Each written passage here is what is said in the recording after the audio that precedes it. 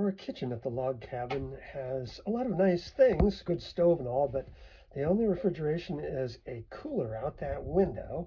And for things like milk, it needs to go in the creek. That's cold. So, first day moving in, the coolest place around is the creek. And it isn't very much. It doesn't flow a whole lot. And when we first get here, I haven't dug it out. There's no place to put stuff much.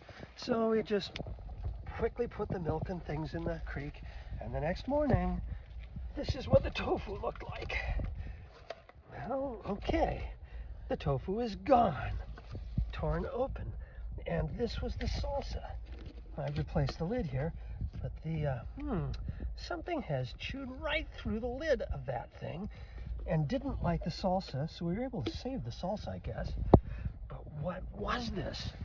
Well, I remember when our kids were small, we thought, could it be a beaver that is getting into the creek? Look, it's actually punctured holes in the top of the milk jug, too. But it didn't get into the milk. When our kids were small, though, it did. The milk was gone, a whole gallon of it. And said, well, beavers, raccoons. And I said, well, maybe it was a giraffe. Now, Karen was 7 years old, and she laughed. But Ian was 5.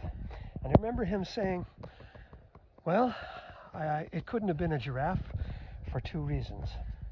And I say, why? What were the 2 reasons? He says, first, giraffes don't live in this area. And second, you'd see the milk on its mouth. He's now an astrophysicist, but he obviously had an analytical start. Now, we're going to show you what the real creek box is like that will keep out even giraffes. As dusk approaches, the varmints come out. Oh, wait, it's not a raccoon. That's Tiger, but he's found our creek box. So dig out a hole in the creek with a shovel and maybe put a step out there and then put in the creek box. And so, as dusk falls, I don't defy raccoons to get in here because I've seen them do amazing things, but I think it'd keep out a giraffe.